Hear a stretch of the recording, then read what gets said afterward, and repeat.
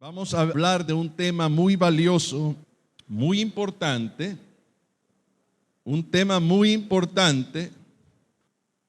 que hemos estado abordando por varios domingos y es en relación a tener victoria sobre una vida egocéntrica. Y precisamente ahorita que estamos hablando de arrepentimiento, vamos a hablar acerca de ciertas condiciones que hay en nosotros los seres humanos que nos impide que esa nueva vida en Cristo funcione en nosotros. Pero es importante poder hacer un diagnóstico y que cada quien de manera retórica pueda identificar en su vida qué es lo que podría estar afectando para que usted se deshaga de eso en su vida. Porque miren, una de las cosas que hemos aprendido en las Escrituras es que es necesario nacer de nuevo para poder agradar a Dios. Es necesario haber nacido de nuevo para poder entonces ser a la imagen de Dios. Porque es cierto que fuimos creados a imagen de Dios, pero esa creación fue hecha antes de que el hombre cayera en pecado. O sea que cuando el Señor dijo, hagamos al hombre a nuestra imagen y a nuestra semejanza, el Señor se estaba refiriendo desde el principio, antes que el hombre cayera en pecado. Cuando el hombre cae en pecado, entonces pierde la imagen original de Dios. Y en Cristo es restaurada esa imagen. Amén. El pecado distorsionó de nosotros la imagen original de Dios que había en nosotros. Por eso caminábamos por el jardín del Edén, como raza humana, como humanidad.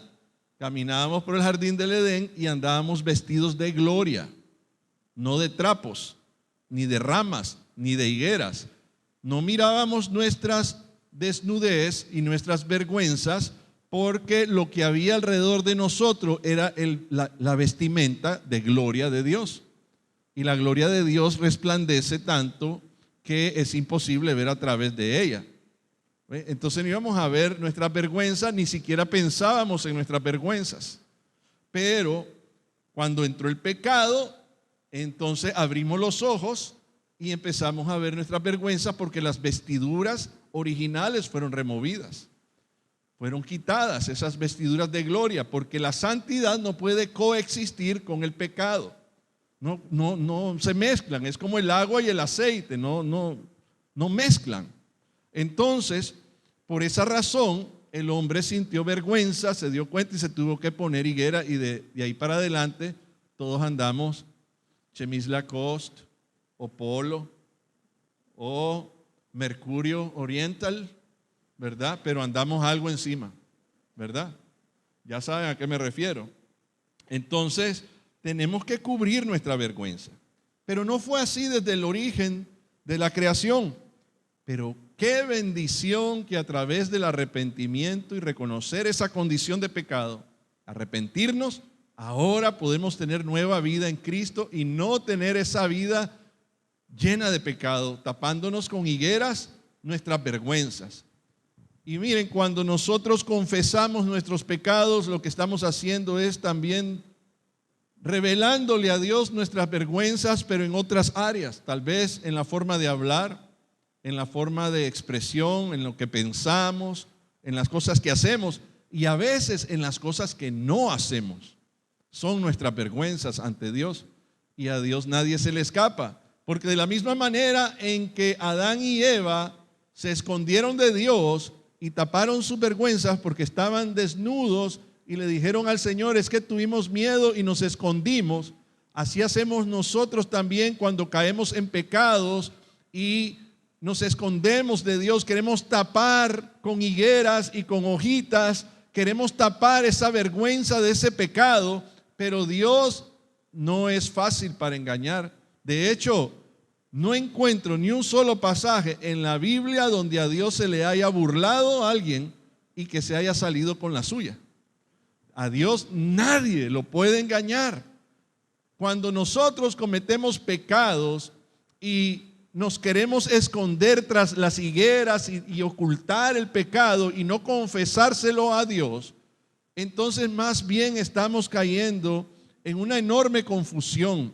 Deberíamos más bien arrepentirnos y confesarle al Señor nuestras faltas, porque el Señor es rico en misericordia. El Señor conoce todo de nosotros. Miren lo que le pasó hablábamos la vez pasada, lo que le pasó a este hombre que cayó muerto. ¿Cómo es que se llamaba? A ver, los que pusieron atención. Ananías y Zafira, correcto. Así es, cayeron muertos porque ellos creían de que iban a poder engañar al Espíritu Santo. Entonces a nosotros también nos viene la muerte pero una muerte tal vez no de la manera en que murieron Ananías y Zafira, pero hay áreas en nuestras vidas que están muertas cuando nosotros entregamos en pecado esas áreas. Y no podemos capiarnos del Señor. Si miramos de que no prosperamos en algo o no avanzamos en un área, es porque hay algo ahí que necesitamos entregarle al Señor para poder ser transformados en eso, ser genuinos a Dios. Ahora, el deseo de Dios es que nosotros tengamos victoria sobre nuestra propia vida, porque a veces todos lo satanizamos. La manera más fácil de decir es que no salgo adelante porque Satanás para arriba y Satanás para abajo, le dan demasiada gloria al enemigo, cuando el enemigo ya está vencido. Cristo Jesús hizo una obra completa, una obra que dice la palabra consumada es la obra de Cristo, diciendo que fue perfecta, lo logró todo, desde el principio hasta el final. El Señor logró una obra redentora que es completa. De hecho, nosotros somos la asociación evangelística del Evangelio completo. No hay nada fuera del Evangelio que no debamos conocer. Tenemos que aplicar todo el Evangelio. Si Cristo hubiera fallado en algo, hermanos, ninguno de nosotros estaríamos aquí. Pero la obra redentora de Cristo fue perfecta, es perfecta y seguirá siendo perfecta hasta la eternidad, porque hay promesas eternas en esa redención. Ahora, si nosotros como discípulos del Señor empezamos a caminar en una vida más cercana al Señor, nos damos cuenta de que Satanás no es nuestro mayor problema. Nuestro mayor problema somos nosotros mismos. Porque si Satanás ya está vencido, entonces ¿por qué todavía tenemos problemas en la vida? Porque seguramente sí, Satanás se mete, pero somos nosotros quienes abrimos la puerta con nuestros malos comportamientos y pecados. Ahí sí tiene la culpa Satanás, pero ¿quién le abrió la puerta? Porque la puerta ya estaba cerrada, la puerta ya estaba condenada, enllavada, porque Cristo Jesús hizo una obra redentora perfecta en nosotros. Pero hay quienes volvemos al pecado, y es ahí donde el Señor quiere trabajar con nosotros, porque hay áreas que todavía las tenemos rendidas al enemigo. Les hemos dado áreas al enemigo. Mire, muchos de nosotros, en dependencia de cómo hayamos sido educados o cómo crecimos, cómo fue nuestra familia, muchos de los fundamentos emocionales, fundamentos psicológicos, fundamentos de nuestras áreas más importantes están basadas en aspectos que no son bíblicos. Y voy a decirlo de otra forma. O sea, nosotros, por la manera en que fuimos educados, quizás por nuestros padres o nuestra cultura, nuestro entorno, los fundamentos de nuestro carácter están basados en esos errores culturales, en esos errores de educación familiar que tuvimos desde niños. Muchas de las áreas importantes de nuestra vida están cimentadas ahí, en esos errores, pecados y malos comportamientos que heredamos de nuestros padres o de nuestros abuelos o de nuestros tíos o de nuestra misma cultura, la cultura nicaragüense o del barrio donde crecimos o de la escuela donde estuvimos. Fuimos influenciados desde niños y crecimos con esos fundamentos. Pero entonces el arrepentimiento es metanoia, que significa cambio de mentalidad. El cambio de mentalidad es que todo lo que antes éramos, tenemos que deshacernos de eso por completo y empezar nuevamente con los fundamentos de Cristo en nuestra vida. Por eso se dice, ya no vivo yo, mas Cristo vive en mí. Las cosas viejas pasaron y ahora todas tienen que ser nuevas en Cristo Jesús. Así como la primera iglesia del evangelio completo está siendo desarraigada de la raíz, las bases, los fundamentos que eran de madera y fueron comidos por el comején, se fueron chancomidos a través de los años. De igual manera nosotros en nuestra vida hay muchas fundaciones morales, espirituales, psicológicas, de carácter, que fueron chancomidas por el pecado, porque no eran fundamentos de Dios. A diferencia de la primera iglesia, ¿verdad? Que la primera iglesia es un edificio, sí era un fundamento que Dios lo proveyó en ese contexto de la historia. Pero en nuestra vida, aplicándolo a nuestra vida, esos fundamentos que Satanás sí ha venido carcomiendo en nosotros son los que hoy en día en la parte de edificación hace que tambalee nuestra espiritualidad. ¿Me explico? Amén. ¿Alguien diga amén si me he explicado? Gloria a Dios. Gracias, Señor. Gracias porque me das palabra.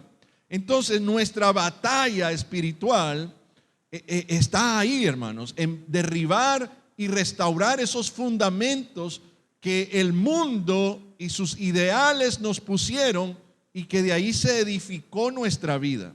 Hay personas que están aferradas a pecados y no los pueden soltar porque si los sueltan no saben cómo vivir, no saben cómo comportarse fuera de esos pecados. Tienen comportamientos equivocados, tienen una batalla con la naturaleza del pecado, pero no han sustituido esos cimientos por los cimientos de Cristo. Amén. Necesitamos sustituir toda nuestra vida pasada. Por eso se llama nuevo nacimiento. Todo lo que ya había nacido ya muere, y el bautismo es un acto importantísimo, es un momento tan grande en la historia de un cristiano, el bautizarse, porque todos esos fundamentos, todas esas atracciones por el mundo, por el pecado, esos deseos que fueron producto de nuestra forma de educación, o nuestra forma en que hemos crecido, o de la forma en que hemos crecido, todos esos fundamentos no nos están llevando en la dirección correcta, que es el camino, que es la verdad y que es la vida, Cristo Jesús. El Señor quiere sustituir esos fundamentos por sus fundamentos, y esos fundamentos están en la palabra del Señor.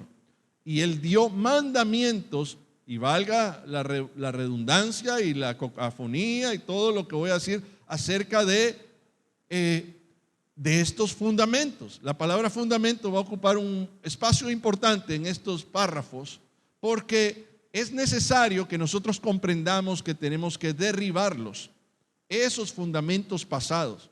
Quizá muchos de ustedes fueron acostumbrados por su mamá o por su papá, o con quien vivieron, de actuar de cierta manera, pero esa cierta manera no le permite salir adelante.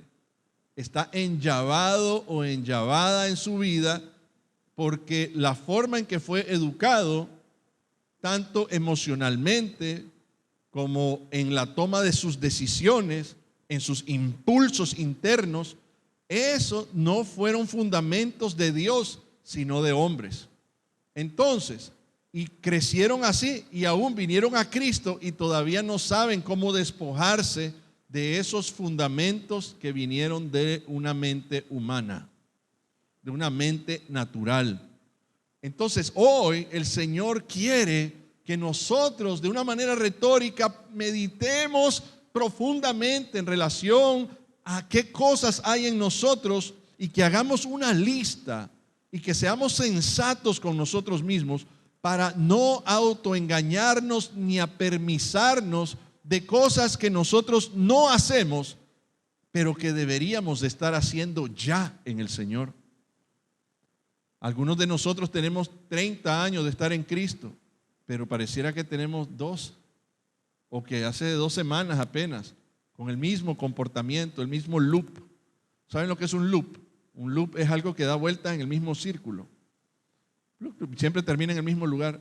Empieza algo, nunca lo termina, se encuentra en el mismo punto donde empezó, sin hacer nada. Después vuelve y pasan los años, termina en el mismo punto otra vez sin hacer nada. Y vuelve y sigue 30 años más tarde. Y hermano, ¿cómo estás? O hermana, ¿cómo estás?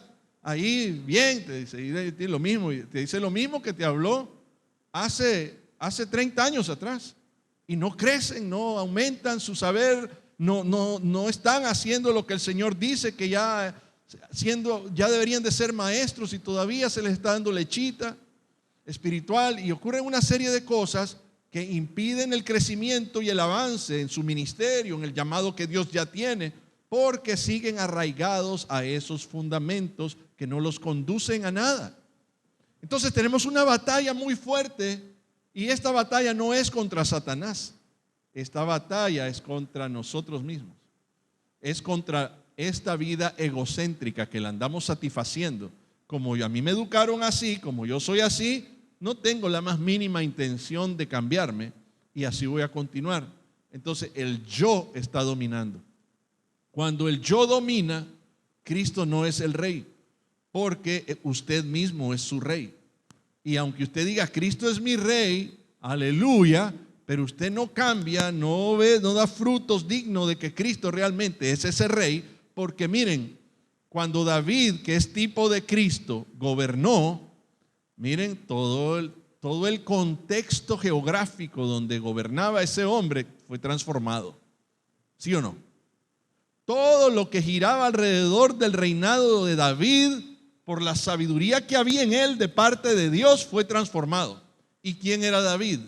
David era un hombre que era músico, era luthier, era ingeniero, era soldado, sabía artes marciales con la espada, con la lanza, con la honda. Era experto en guerra el hombre, era estratega.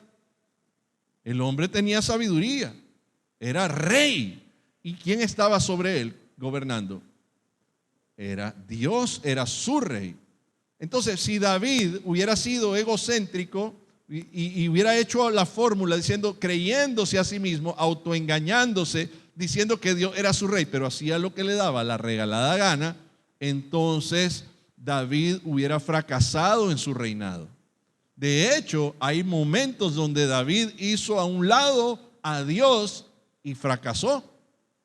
Pero él se arrepintió y volvió a los caminos de Dios, porque se dio cuenta que lo que él estaba haciendo era desagradable y abominación ante los ojos de Dios, y él recapacitó, se arrepintió y volvió a los caminos del Señor, y el Señor continuó trabajando a través de él. Pero miren que todo pecado tiene consecuencias, hermanos. No podemos por eso persistir en una vida de pecado, porque todo trae consecuencias. La paga del pecado es muerte, mas la dádiva de Cristo Jesús es vida eterna. Amén. Entonces, hay consecuencias porque David no pudo construir el templo.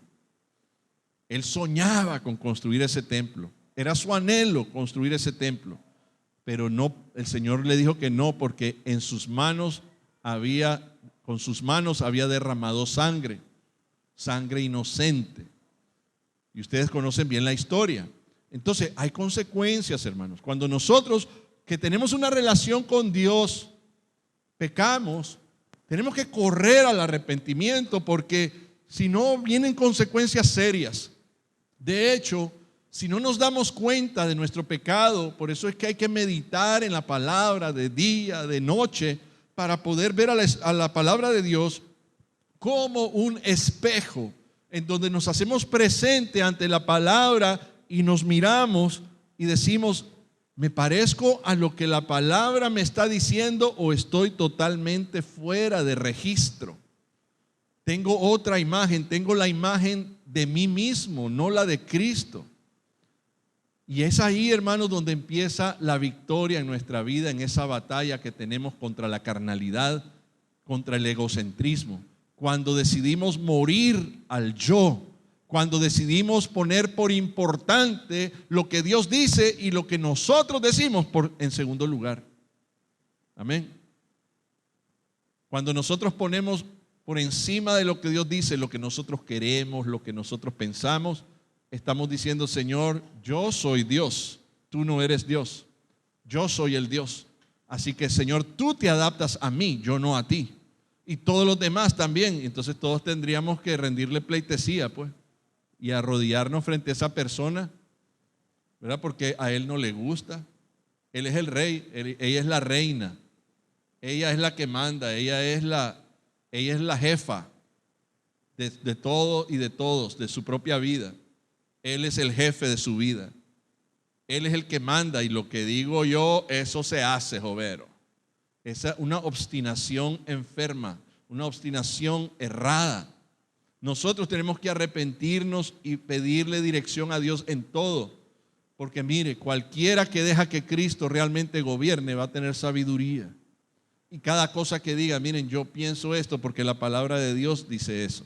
Yo voy a tomar esta acción, aunque al mundo entero le parezca equivocada esta acción, pero la palabra del Señor me invita a que yo sea honesto, que sea transparente, que sea sincero, que sea humilde, que sea manso de corazón. Entonces, todos los que actuamos en esa dirección vemos la gloria de Dios, porque ciertamente estamos permitiéndole a Dios gobernar sobre nosotros. Y no crea que por humillársele a un Dios tan poderoso usted va a quedar como: uy, qué falto de carácter, uy, todo es Dios, pues todo Dios. No, hermanos, créamelo, que cuando nosotros nos humillamos de corazón y hacemos la voluntad de Dios en todas las áreas de nuestra vida, Cristo vence por nosotros. Y no va a quedar como un pelele manipulado, como un títere de lo que las Sagradas Escrituras dicen, sino que el mismo Dios, quien es grande y poderoso en sabiduría, lo que le va a dar es la gracia frente a los ojos de los hombres, le va a dar liderazgo frente a los ojos de los hombres, le va a dar victoria sobre los problemas y los pecados, porque usted va a actuar conforme a la voluntad de su palabra, con temor y con temblor, con sencillez de corazón. Amén. Sin jactancias.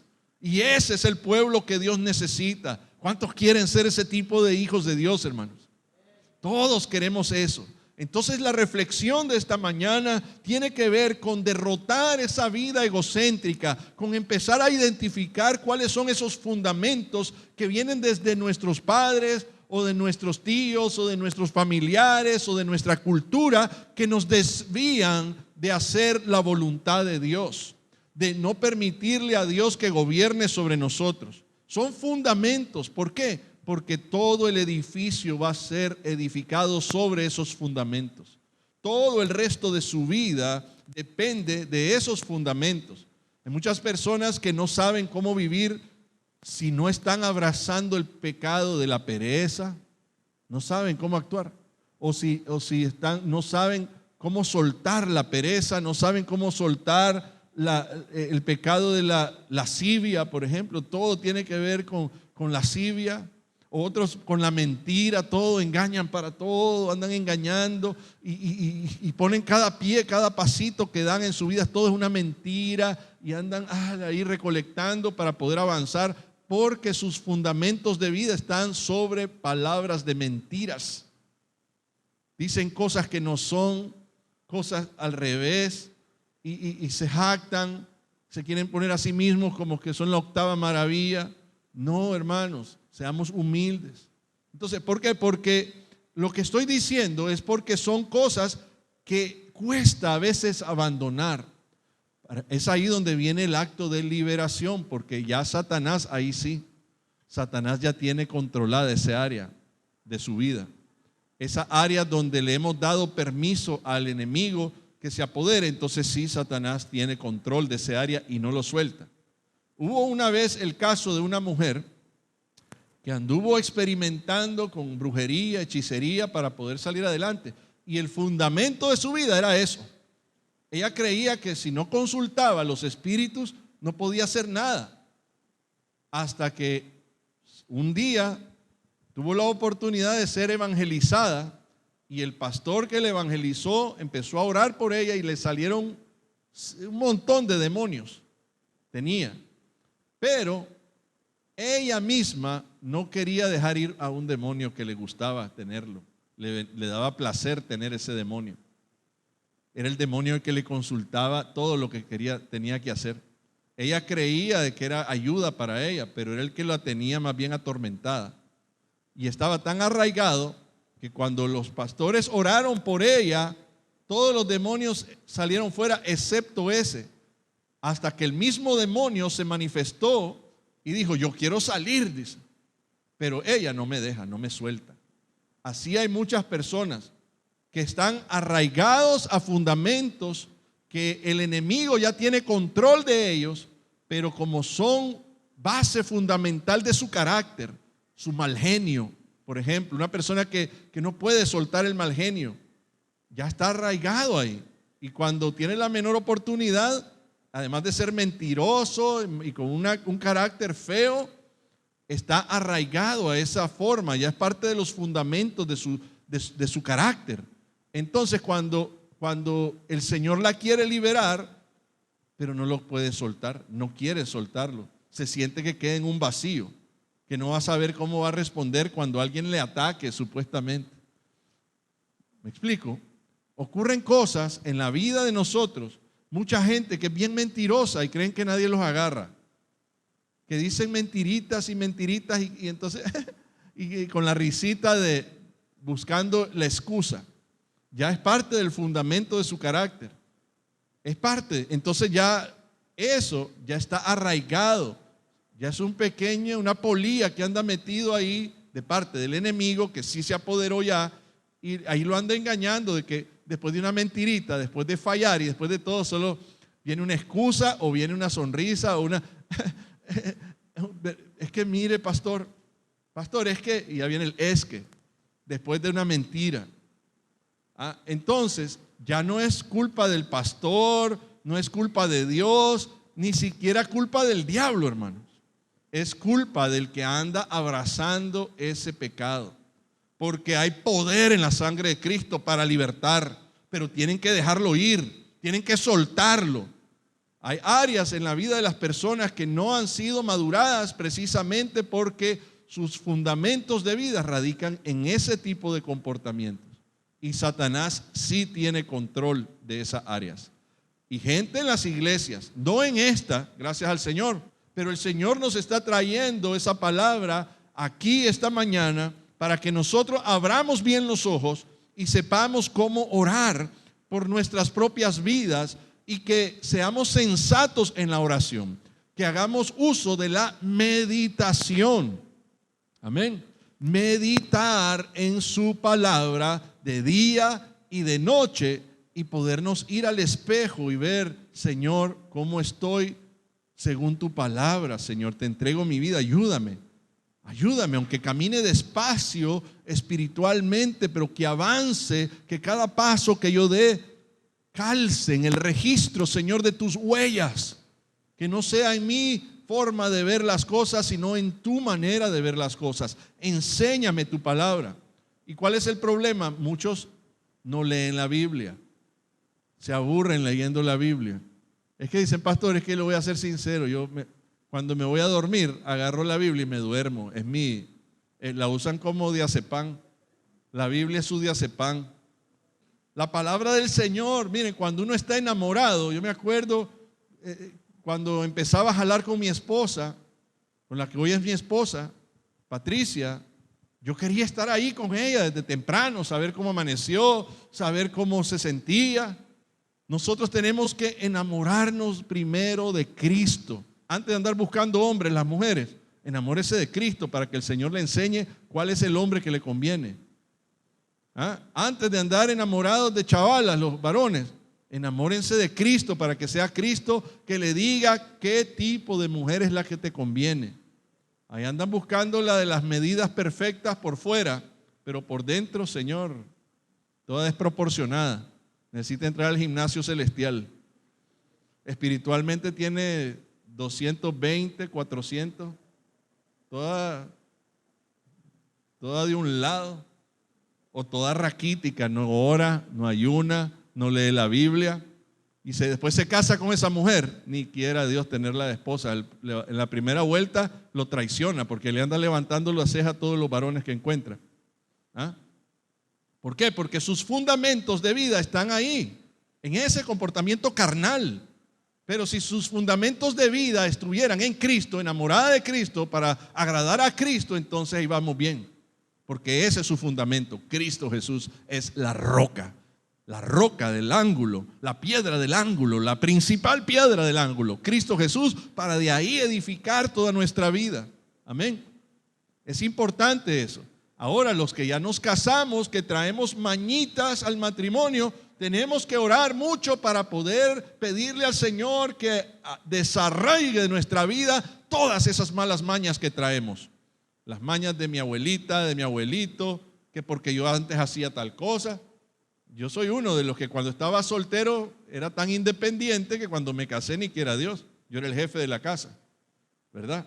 Tenía que esperarte, y ella también tiene participación. Ella tiene derechos. Si le prometiste el 50% de todo, ¿qué estás diciendo que es tuyo? ¿Ah? Entonces ahí el Señor empieza a derribar, plingui, el machismo que hay en los varones. A muchos varones les cuesta lavar un plato, lampasear, sacudir, sacar a darle de comer a los perros, limpiar excremento de perros. Muchos tienen problemas con eso. No, eso es de mujeres, dice. Hacer la comida en la cocina. Pero un cristiano no debería tener ninguno de esos como parámetros de comportamiento. Todo eso uno puede hacerlo fácilmente. Lavar platos, cocinar, raspar pailas, sacarle filo a los cuchillos, lavar el lampazo, meter la ropa a la lavadora. Pero los varones tenemos que hacer cosas que el machismo nos puso como fundamentos, que eso no lo hacían los varones, que solo las mujeres. No seamos machistas, hermanos. Seamos sensatos. Tampoco estoy diciendo que nos vayamos al otro extremo, que ahora vamos a andar de afeminados, porque no se trata porque hay cosas que sí le corresponden hacer a las mujeres y hay cosas que le corresponde hacer al varón por la anatomía que tenemos. El varón tiene más fuerza, ¿verdad? Y la mujer no la vamos a poner a que levante, que vaya a guiñar los bueyes o cosas así, a lazar el caballo, aunque hay muchas que lo hacen también y pueden hacerlo. Pero preferiblemente que lo haga el varón, ¿verdad? Hay trabajos que son demasiado pesados para la mujer, entonces hay que ser considerados con la mujer. ¿Saben ustedes que en el matrimonio es necesario que el varón sea muy varonil en todo lo que hace? Ser varonil es que se encargue bien de su esposa, en amarla, en instruirla, en bendecirla, en escucharla. Eso es parte de ser varonil. Entonces uno tiene que instruir, tiene que comportarse varonilmente, tiene que, como hombres, ocupar nuestro lugar y que todos esos fundamentos de nuestra vida sean transformados porque nuestras esposas nos necesitan, que seamos los varones de la casa. Ahora, las mujeres también tienen que ayudar a sus varones a ser varones, ¿verdad? Porque no es con reproche, esto es una tarea mutua. Los varones necesitamos que las mujeres nos ayuden a ser lo que somos, así como ellas necesitan de nuestra ayuda. Y es en combinación que vamos a poder sacar adelante un matrimonio saludable, una familia saludable, una familia conforme a la imagen de Dios desde el principio. Varón y hembra los creó. Y el Señor dio tareas a Adán para que enseñoreara y le dio una ayuda idónea. Pero solo porque la mujer es la ayuda idónea del hombre no significa que la mujer es segunda. La mujer está a la par del hombre, haciendo sus funciones. De hecho, yo veo a la mujer como la mejor versión del hombre. Así como cuando hacen los programas de computadoras, que hacen primero el primer programa y después sacan la versión 2.0, y la versión 2.0 tiene más funciones que la 1.1. Entonces la mujer tiene muchas facultades que el hombre no tiene. Pero ¿qué pasa? En nuestra cultura o en nuestra forma de educarnos nos han mal formado y tenemos conceptos fuera de las escrituras acerca de cómo ser un esposo o cómo ser una esposa. Entonces tenemos que alinearnos todos y vencer esos preceptos que tenemos en nuestra vida, vencerlos con la verdad de la palabra de Dios. Amén. Tenemos que trabajar en eso porque esta iglesia está encaminada a un liderazgo comunitario, a un liderazgo social en donde vamos a impactar familias de la comunidad y tenemos que ser luz y sal, tenemos que reflejarlo en nuestra propia vida y tenemos que reflejarlo en nuestro matrimonio, con nuestros hijos, y el que es soltero, pues en su soltería tiene que reflejar a Cristo Jesús. Todo aquel que es miembro de la Iglesia El Alfarero, miembro de la Asociación del Evangelio Completo, el lema es que alcancemos al mundo para Cristo y que nuestro carácter sea moldeado a la imagen y semejanza del Dios Altísimo, de nuestro Señor Jesucristo. Que el carácter de cada uno de nosotros sea como el de Cristo, que tenía autoridad, pero no por ser una persona de autoridad era autoritarista, sino que una autoridad era revestido de la gloria, de la gracia de Dios. Que nuestra autoridad sea una autoridad celestial, a diferencia de las autoridades que a veces son mal interpretadas. El tipo de autoridad, si ya lo ponen como jefe, ni quiera Dios poner a un indio a repartir chicha porque se cree dueño del Caramanchel, ¿verdad? Hay una expresión nicaragüense así, que no seamos nosotros los indios que repartimos la chicha. El único dueño del Caramanchel aquí es Cristo Jesús, y no es cualquier Caramanchel. Este Caramanchel tiene calles de oro, mar de cristal y tiene vida eterna. Amén. ¿Cuánto le da un aplauso al Señor? Gloria a Dios, bendito sea el nombre del Señor. Entonces estamos en una batalla de dos naturalezas, la naturaleza vieja y la naturaleza nueva, pero en Cristo Jesús somos más que vencedores, hermanos.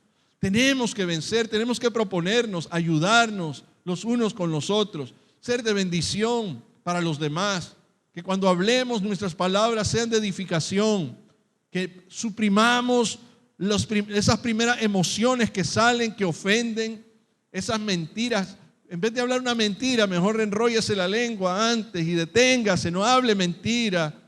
Aunque quede en vergüenza, mejor acepte su vergüenza. Lo tuvieron que hacer de todas formas Adán y Eva en el Génesis. Tuvieron que aceptar su vergüenza de todas maneras, porque ¿quién puede esconder algo de Dios, hermanos? Aceptemos mejor nuestra vergüenza y digamos, hermano, perdóname, pero es que fíjate, fallé porque me quedé dormido. Fallé porque realmente no sé qué me pasa. Mejor oremos porque siento un espíritu de pereza en mí que no me deja activar. Tal vez necesito vitamina, necesito motivación, pero no decimos esas cosas. No hablamos la verdad. Fíjense que es mejor decir, hermano, fíjate que te voy a ser sincero. A ver quién aquí levante la mano el que ha escuchado esto de alguien. Me atacó un espíritu de pereza y por eso no vine. ¿Ah? A nadie, todo el mundo tiene algo más, pero no dice la verdad. Que tenía pereza, hermano. No me pude levantar de la cama porque sentí una opresión. Ahí estaba cansado y no sé, y había dormido bien y todo, pero fíjate que me salió más fácil autoterapiarme de que no iba a venir. Me ganó la pereza. O no fui a trabajar porque realmente soy negligente. O no fui a hacer eso porque no me coordiné bien, soy descoordinado. Fíjate, necesito aprender bien cómo trabajar una agenda. ¿Por qué no produzco? Porque me levanto tarde. ¿Por qué no? Nadie habla así. Vive una vida de autoengaño, autoengaño y autoengaño porque sus fundamentos es la mentira. Ese es el tipo de fundamento que hay que quitar para que reine la verdad. Porque cuando uno mira la verdad y dice, soy perezoso. Reconozco que soy un gran perezoso. ¿Qué tengo que hacer? Buscar cómo ser liberado de eso.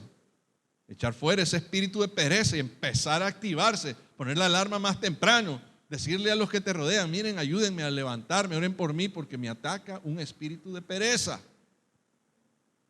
Y entonces la iglesia empieza a orar. No es para difamarlo y para andar hablando mal de las personas. Y tampoco para que digan que el pastor me está chifleteando. Estas son cosas comunes, a todos nos pueden pasar. Esto no es chifleta, hermano. Si yo tengo algo que decirle a alguien, se lo digo en su cara. Oye, esta es palabra del Señor, agárrenla, deje de estar murmurando en relación a los mensajes y en relación a lo que Dios está hablando aquí esta mañana. Recíbalo en el nombre de Jesús. Agárrese duro, porque la palabra del Señor lo que quiere es transformar nuestra vida, desarraigar lo que está impidiendo el desarrollo espiritual de la iglesia. Pero si nos ponemos a estarnos quejando de cada vez que Dios habla, de la persona que está emitiendo el mensaje, a ningún lado vamos a llegar. Es otro espíritu de excusa para no hacer la voluntad de Dios y siempre andar buscando un culpable de las cosas que le pasan a uno. Aquí ni el pastor ni ninguno de los hermanos es culpable de lo que usted mismo hace o no hace.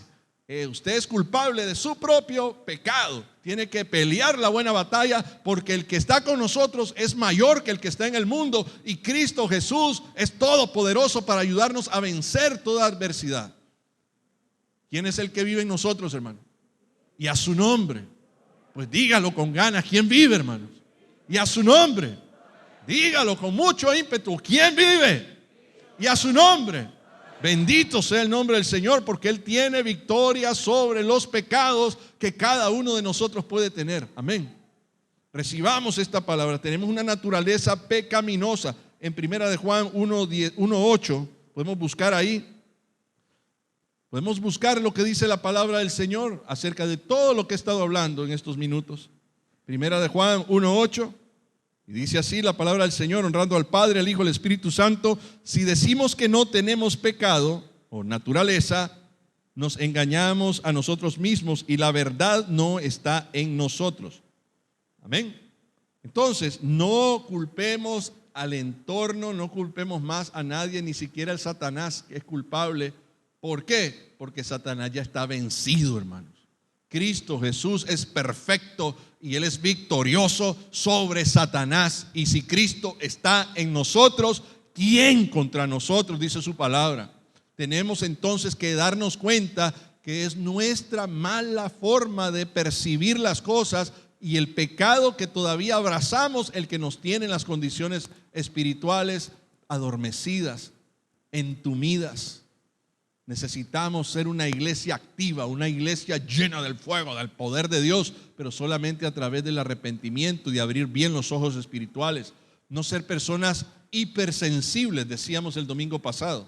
Hay personas que son muy sensibles, no se les puede decir nada porque se ofenden con cualquier cosa. Y son personas almáticas. El alma es parte importante del ser humano, pero no es lo más importante. Y no tenemos que darle demasiada importancia al alma. ¿Qué ocurre en el alma cuando una persona es bien almática? Es que a mí no me gusta. Es que yo siento aquí, a mí tal cosa. Yo no, eso que me dijeron no me gustó. Eso y anda todo el tiempo en el yo aquí, yo allá, a mí no, a mí sí. Y hay que rendirle el culto pues a él o a ella, porque esa persona anda todo el tiempo.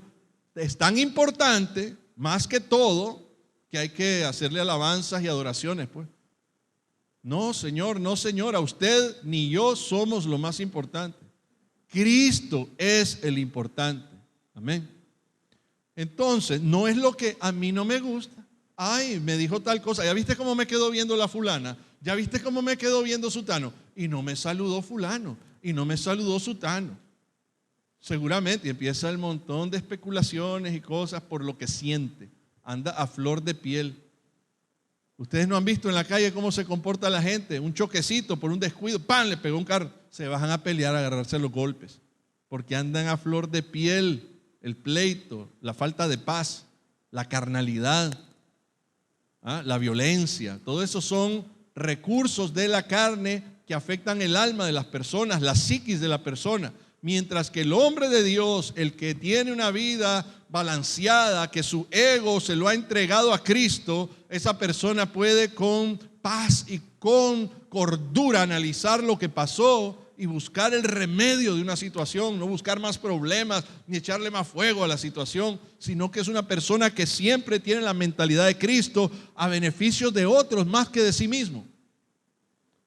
A la hora de un choque no sale a pelearse, a agarrarse a los golpes, aunque haya sido imprudencia del otro. Sale a ver si está bien, si se lastimó, si no está lastimado, si no se lastimaron los demás. No sale a ver el carro primero. Me fregaste el carro, sos un ¿Ah? Empieza el pleito. Hay que tener paz, hermano. Pague el seguro para que no ande en esos problemas. Si le chocan o le hacen algo, pues yo estoy usando un ejemplo. Su mejor seguro es Cristo Jesús. Lo que va a salir de usted cuando ocurra un problema, una prueba. ¿Cómo actuamos en el momento de la prueba, hermanos? Por eso es que tenemos que crecer en Cristo Jesús, mermar el yo, bajar el egocentrismo, bajar la vida egocéntrica, donde somos personas que nos satisfacemos solo a nosotros mismos. Lo que a mí me gusta, lo que yo quiero, lo que yo pienso, y lo que piensa Cristo. ¿Quién es más importante, Cristo o usted? ¿Quién es el rey? Cristo.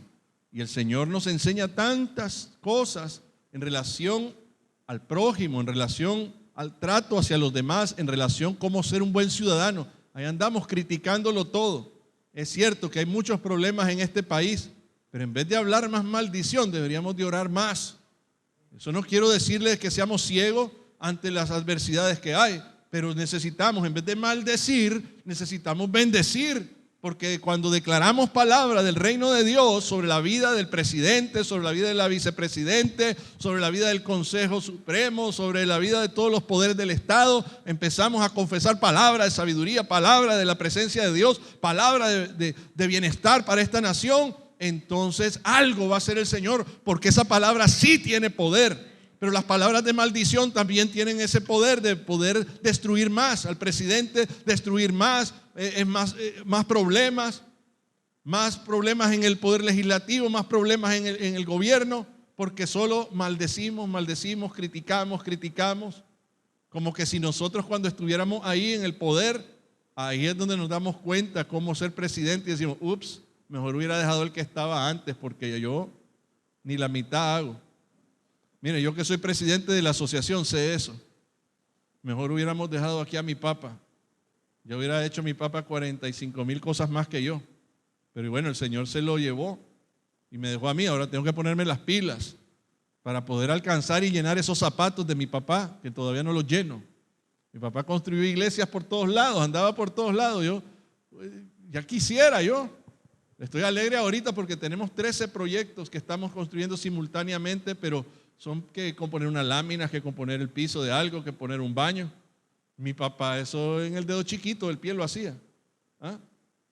Imagínense pues. Entonces, no hablemos mal nunca de los que están a cargo, sino que oremos por ellos. La Biblia misma nos manda a orar por nuestras autoridades, nos manda a orar por nuestros líderes espirituales, por nuestros mismos hermanos, por la familia. Esos son malos fundamentos que tenemos, la murmuración, el hablar mal, el quejarnos. Ahora, con esto no quiero decir que se vaya a rotondear y que vaya a levantar banderas. No, hermanos, no confundamos una cosa con otra. Hablo de ser personas del reino de Dios con integridad divina, hermanos. Hablo de que seamos personas que bendecimos y no maldecimos. Que seamos personas que nuestros fundamentos edifiquen todo lo demás del templo que Dios está edificando en cada uno de nosotros, para la gloria y honra del único que lo merece todo. Denle un aplauso, que es nuestro Señor Jesucristo, Rey de reyes y Señor de señores.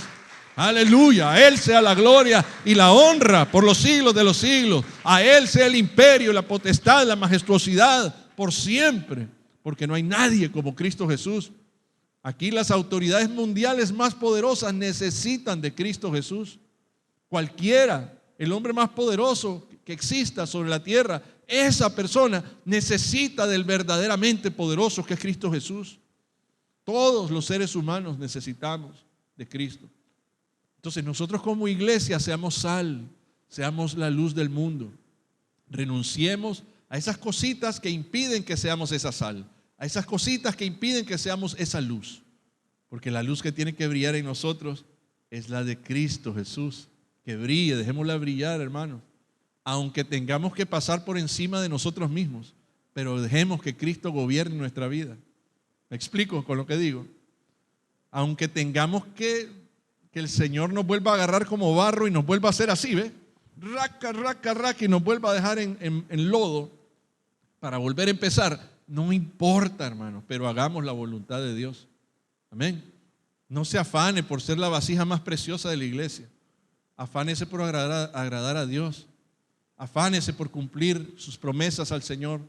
Afánese si en algo se va a afanar, porque la palabra dice: en nada estéis afanosos. Pero si de algo, pues, se va a afanar, que sea en parecerse a Cristo cada día, hermano. Que sea su anhelo, no su afán, sino su victoria.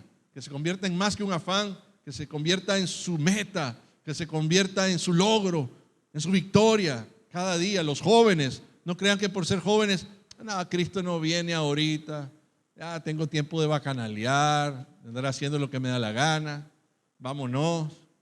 ¿Ves? Los que están ahí jalando o enamorados, cuídense, guárdense, sean abstemios hasta el momento en que presentan su vida a Cristo en el altar. Den una vida digna a su novia, a su futura esposa. También, muchachas, cuídense, sean ponderadas en su comportamiento. Hablen de las cosas del Señor.